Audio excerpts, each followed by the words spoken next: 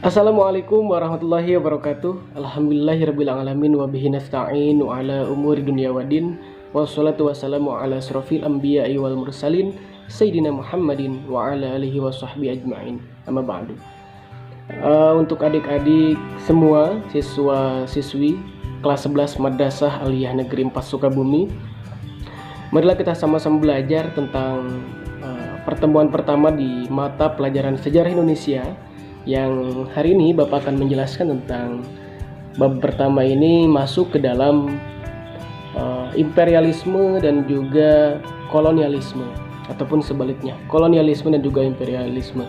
Nanti silakan simak baik-baik penjelasan lewat video ini. Mudah-mudahan meskipun kita belajar secara online, kita tetap mendapatkan ilmu yang bermanfaat, dan juga semoga pandemi ini segera diangkat oleh Allah Subhanahu wa taala. Amin ya rabbal alamin. Kita sama-sama belajar dan kita langsung ke dalam materinya ya. Baik, kita simak pembelajarannya ya, mengenai tentang imperialisme dan juga kolonialisme ya. Kemudian kita akan masuk ke penjelasan ataupun pengertiannya. Apa sih yang disebut dengan imperialisme dan juga apa yang disebut dengan kolonialisme ya.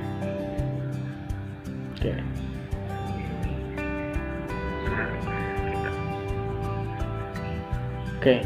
Yang disebut dengan imperialisme adalah pembentukan pemerintahan yang di dalamnya adalah politik yang mengatur segala kehidupan di tanah jajahannya, gitu kan. Jadi imperialisme ini adalah sesuatu usaha pemerintahan yang sifatnya politik yang mengatur segala kehidupan di tanah jajahan. Jadi ada satu negara lain yang ingin menjajah negara yang satu lagi untuk mendapatkan sesuatu ataupun untuk mendapatkan hasil yang diinginkan. Itu yang disebut dengan imperialisme gitu ya. Kemudian imperialisme itu pun juga sifatnya menjajah ya, sifatnya menjajah. Jadi apapun keinginan dari negara tersebut, negara yang si penjajah ini, mereka akan melaksanakan dan juga melakukannya terhadap negara jajahannya. Kemudian kita akan masuk ke dalam kolonialisme ya. Oke. Apa sih yang disebut dengan kolonialisme? Oke, baik. Kolonialisme adalah sistem kekuasaan dari luar atau asing yang menguasai SDA ataupun sumber daya alam dan juga SDM, sumber daya manusia, suatu negara ataupun wilayah. Jadi penjelasan kolonialisme ini yang pertama adalah menjajah, kemudian yang kedua adalah ingin menguasai dari negara tersebut. Ya, ini masih sama dengan, hampir sama dengan pembahasan imperialisme. Cuman kalau misalkan kolonialisme ini lebih kepada sumber daya alamnya dan juga lebih kepada sumber daya manusianya ya. Kemudian di sini juga kita akan berikan contoh seperti kalau misalkan kolonialisme ini lebih menjadi lebih menguasai. Contohnya seperti ini. Di Indonesia ini misalkan kalau zaman dulu Indonesia ini adalah negara yang memiliki rempah-rempah yang cukup lumayan besar gitu kan. Kemudian masuklah negara-negara lain dari Eropa seperti Belanda, kemudian Jepang, Portugis, dan juga yang lainnya. Ketika mereka masuk ke dalam negara Indonesia ini, maka mereka akan menjadi kolonial ataupun akan menguasai dari negara kita sendiri, negara jajahannya, karena mereka ini memiliki senjata yang luar biasa gitu kan. Sudah memiliki senjata yang katakanlah sudah memiliki senjata pistol dan sebagainya, yang mana bahwa saat itu Indonesia belum memiliki gitu kan. Kemudian mereka menguasai dari beberapa perkebunan, kemudian seperti perkebunan kopi ataupun rempah-rempah yang mereka kuasai seperti itu. Jadi mereka lebih ke penguasaan dari rempah-rempah ataupun sumber daya alam yang ada di Indonesia. Kemudian kalau misalkan SDM-nya seperti apa? Kalau untuk SDM-nya sendiri, misalkan kita contohkan Belanda pada zaman dahulu, mereka menguasai ataupun menjadi koloni untuk Indonesia ini, mereka memperkerjakan pribumi ataupun memperkerjakan bangsa Indonesia sendiri gitu kan, sehingga mereka ini dikerja paksa. Kalau misalkan pada Belanda itu disebut dengan kerja rodi gitu kan, kerja paksaan. Kalau misalkan saat Jepang masuk ke Indonesia ataupun saat penjajahan Jepang itu disebutnya dengan romusa gitu kan, sama juga kerja paksaan pada saat itu. Oke, kita lanjutkan juga ya. Itu mengenai tentang kolonialisme. Makanya ini sangat perlu kita pelajari, perlu kita kuasai materinya, karena barangkali kita lupa, karena ini udah pernah dibahas untuk penjajahan dari Belanda, Jepang gitu kan. Namun kalau misalkan pengertian imperialisme dan juga kolonialisme ini kita baru pelajari ya.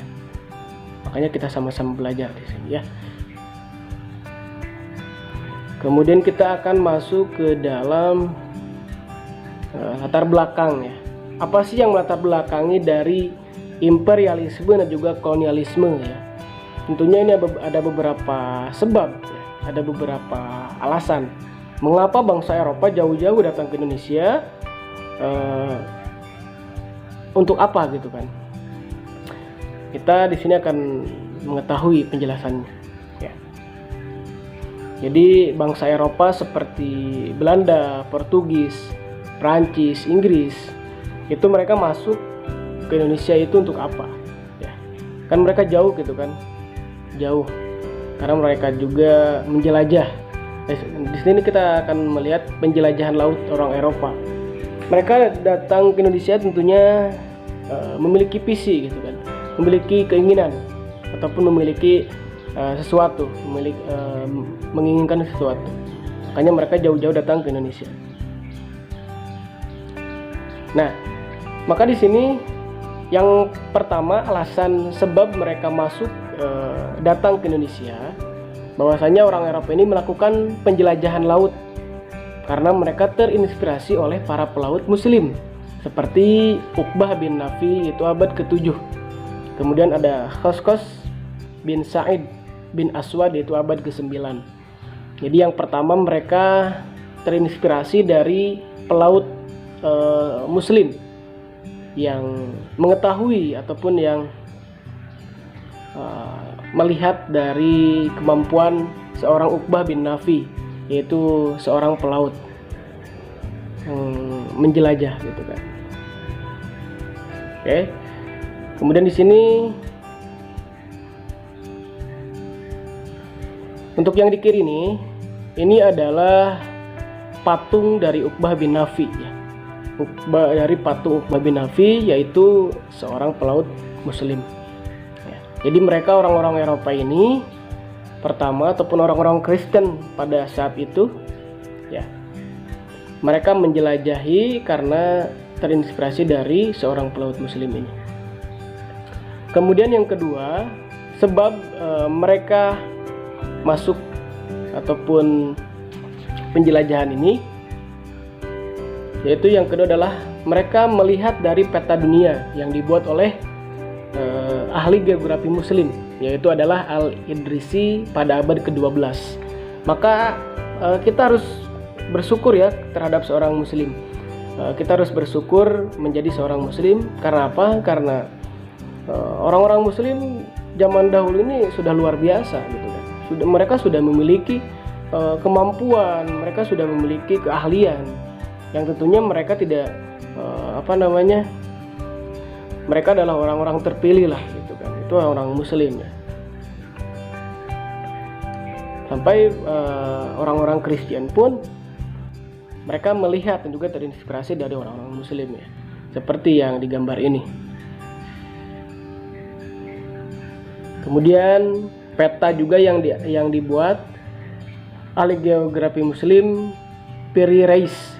Ini juga sama, sebuah peta yang dibuat oleh seorang ahli muslim, ahli geografi muslim. Oke. Yang ketiga ya, tadi ada yang pertama karena terinspirasi dari terinspirasi dari pelaut penjelajah orang muslim. Yang kedua tadi dari peta, yang ketiga juga dari peta sama. Kemudian yang keempat yaitu jatuhnya kota Konstantinopel. Ya. Kota Konstantinopel yaitu disebutkan kalau sekarang itu adalah Istanbul, Turki ya. Jatuh ke tangan umat Muslim pada tahun 1453. Jadi pada tahun 1453 jatuh kepada orang-orang Muslim karena pada saat sebelumnya itu dikuasai oleh orang-orang Kristen ya. Konstantinopel adalah pusat kerajaan Romawi Timur ya, ataupun kerajaan politik dan pusat perdagangan rempah-rempah di Eropa. Dikuasainya Konstantinopel oleh Muslim, yaitu orang Eropa melakukan penjelajahan laut untuk mendapatkan rempah-rempah. Nah, jadi kota Konstantinopel ini adalah sebuah kota, sebutlah kalau misalkan di kita ini adalah tempat terminalnya untuk penjualan rempah-rempah dari bangsa Asia ke bangsa Eropa. Maka dari itu mereka sudah mengetahui bahwasanya di Asia ini memiliki rempah-rempah yang cukup banyak, sumber daya alam yang sangat memukau gitu kan bagi orang-orang Eropa ini gitu kan. Sehingga mereka pun datang ke Indonesia itu.